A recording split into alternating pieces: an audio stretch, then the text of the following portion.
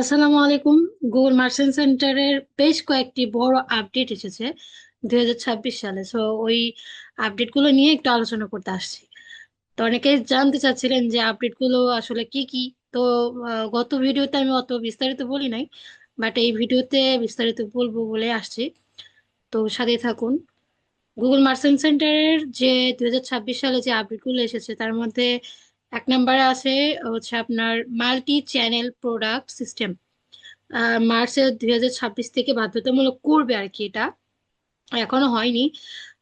তবে মার্চ থেকে শুরু হবে।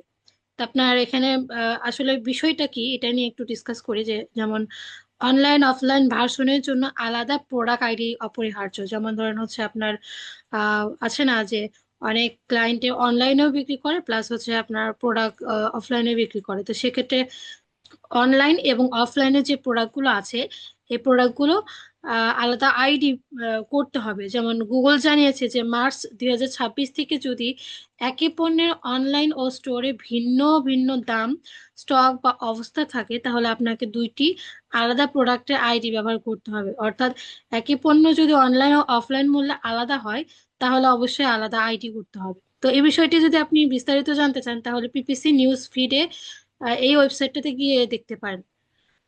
আর অ্যাকশন আইটেম যেমন হচ্ছে আপনি অ্যাকশন নিতে পারবে ক্লায়েন্ট, বা আপনি যখন কাজগুলো করবেন তখন হচ্ছে আপনার ফিডে এখনই চেক করতে পারেন। যেমন কোন কোন প্রোডাক্ট অনলাইন এবং স্টোর অ্যাট্রিবিউট ভিন্ন, সেগুলোর জন্য আলাদা আইডি তৈরি করে রাখুন এখনই, নইলে মার্চের থেকে প্রবলেমে পড়বে। আচ্ছা, তাহলে দুই নাম্বারটাতে আমরা দেখতে পাচ্ছি যে কন্টেন্ট এপিআই থেকে মার্চেন্ট সেন্টার এপিআই তে সম্পূর্ণ ট্রানজিশন হবে আর কি। মানে আপনার কন্টেন্ট এপিআই আমরা যে ইউজ করতাম সেটা এখন মার্চেন্ট সেন্টার এপিআই তে ট্রান্সফার হয়েছে আর কি। তো এটা মূলত স্টার্ট হবে আগস্টের 18 তারিখ থেকে। কারণ কন্টেন্ট এপিআইটা পুরোপুরি বন্ধ হয়ে যাবে আপনার আগস্টের 18 তারিখে 26 সালে আর কি। সো এখানে কন্টেন্ট এপিআই ফর শপিং বন্ধ হবে, মার্চেন্ট এপিআই প্রধান হয়ে যাবে আর কি। আর মার্চেন্ট এপিআই এখন লাইভ এবং মূল এপিআই হিসেবেই বিবেচিত। সো এটা লিঙ্কডইনে আপনি অনেক ব্লগ আছে সেগুলো দেখতে পারেন। কন্টেন্ট এপিআই এখনো আগস্ট 18 সাল পর্যন্ত থাকবে, তারপর বন্ধ হয়ে যাবে। এটা নিয়ে বিস্তারিত যদি আপনি দেখতে চান তাহলে হচ্ছে এই ওয়েবসাইটে গিয়ে দেখতে পারেন। আর এটি feed management, product science and analytics উন্নত ক্ষমতা দেয়। অ্যাকশন আইটেম আপনি অ্যাকশন নিতে পারেন এখনই। যদি যদি এখনো কন্টেন্ট এপিআই ব্যবহার করেন তাহলে এখনই আপনি মার্চেন্ট এপিআই তে মাইগ্রেট করেন, যাতে 2026 শেষ নাগাদ কোনো সার্ভিস ব্যাহত না হয়, মানে প্রবলেমে না পড়েন আর কি। তো 3 নম্বরে যেটা থাকছে সেটা হচ্ছে শপিং প্রমোশন রুলস আপডেট। এটা জানুয়ারি থেকে স্টার্ট হয়েছে। সাবস্ক্রিপশনের উপর প্রমোশনের এখন সাপোর্টেড। আগে গুগল শপিং এ সাধারণত শুধুমাত্র সিঙ্গেল প্রোডাক্ট ডিসকাউন্টই প্রোমো হিসেবে জমা হতো, কিন্তু এখন 26-এ কি কি আসছে দেখেন।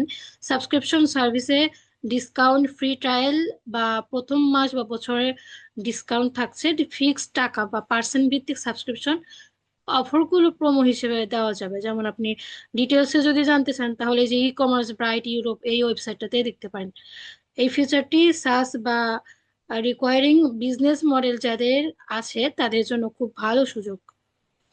আচ্ছা, তাহলে এবার 4 নাম্বারটা দেখি। যেমন হচ্ছে AI agentic shopping tools, universe commerce protocol. Google নতুন এআই পাওয়ার শপিং ইকোসিস্টেম চালু করেছে, যেখানে জিএমসি থেকে সরাসরি এআই এজেন্ট যেমন জেমিনি কে সার্ভ করা হবে। তো এটা আপনি বিস্তারিত জানতে চাইলে blog.google-এ ব্যবসা দেখতে পারেন আর কি। এখানে বিস্তারিত দেওয়া আছে। সো এখানে ব্যবসায়ীরা এখন এআই এজেন্টের জন্য স্ট্রাকচার্ড প্রোডাক্ট ডাটা জোর দিতে হবে। এবং আরো যে পয়েন্টগুলো আছে যেমন নতুন জেএসওএন এল ডি স্কিমাতে হ্রাস, merchant centre return policy, shipping policy details যেগুলো আমরা অ্যাড করতাম সেগুলো ইত্যাদি যোগ করতে হবে, যাতে এআই সার্চ রেজাল্টে প্রোডাক্ট ভিজিবিলিটি বাড়ে। কিছু ক্ষেত্রে ওয়ার্নিং, কিছু ক্ষেত্রে আপনার ওয়ার্নিং দিতে পারে, যেমন আবার অনেক অলরেডি দিয়েও থাকে। তো এই এই বিষয়ে বিস্তারিত আপনি চাইলে হচ্ছে রেডিটে অনেক ব্লগ আছে, এগুলোতে দেখতে পারেন। আর আপনার অ্যাকশন যেটা নিতে হবে সেটা হচ্ছে আপনার প্রোডাক্ট পেজেসে নতুন নেস্টেড স্কিমা অ্যাট্রিবিউট ঠিক মতো যুক্ত আছে কিনা, সেটা চেক করে দেখবেন অবশ্যই, বিশেষ করে রিটার্ন পলিসি এবং শিপিং পলিসিগুলো, যেগুলো আমরা মার্চেন্ট সেন্টারে অ্যাকাউন্ট অ্যাপ্রুভ করাইতে গেলে আমরা যেমন return policy, shipping policy, privacy policy যেগুলো আছে, যেগুলো আমরা খুবই গুরুত্ব সহকারে দিই, তো সেগুলো আবার একটু নতুন করে চেষ্টা করবেন ভালোভাবে চেক করে নিতে। আচ্ছা, তারপরে হচ্ছে 5 নম্বরে যেটা থাকছে, লাস্ট লাস্ট আপডেট যেটা আছে, automatic country update feed freshness issue. তো এটা একটা নোটিশও বলতে পারেন। কিছু মার্চেন্ট সেন্টারে দেখাচ্ছে যে অটোমেটিক ডাটা ইম্পোর্ট বা আপডেট সময়ের সাথে সামঞ্জস্যহীন হচ্ছে। সো এখানে আপনার গুগলে ওন ইন্টারফেস বলছে 24 ঘন্টা, কিন্তু প্রকৃত আপডেট 10 দিনেও ঘটে ঘটে যাচ্ছে আর কি। এটি রিমার্কেটিং বা পারফরমেন্স ক্যাম্পেইনে প্রভাব ফেলতে পারে। সো আপনি এটা বিস্তারিত যদি জানতে চান তাহলে অবশ্যই পিপিসি ল্যান্ড এই ওয়েবসাইটটাতে ভিজিট করে দেখতে পারেন। তো আপনার যেটা অ্যাকশন নিতে হবে সেটা হচ্ছে ম্যানুয়াল ফিড আপলোড বা এপিআই বেসড আপডেট ব্যবহারের বিষয়ে পুনর্বিবেচনা করুন, এবং যাতে ডেটা সব সময় আপ টু ডেট থাকে সেই বিষয়ের দিকে খেয়াল রাখবেন। সো আজকে এইটুকুই আপডেট ছিল। নতুন আরো যে আপডেটগুলো আমি হাতে পাই তখনই আপনাদের সাথে শেয়ার করব। সে পর্যন্ত ভালো থাকেন। আসসালামু আলাইকুম।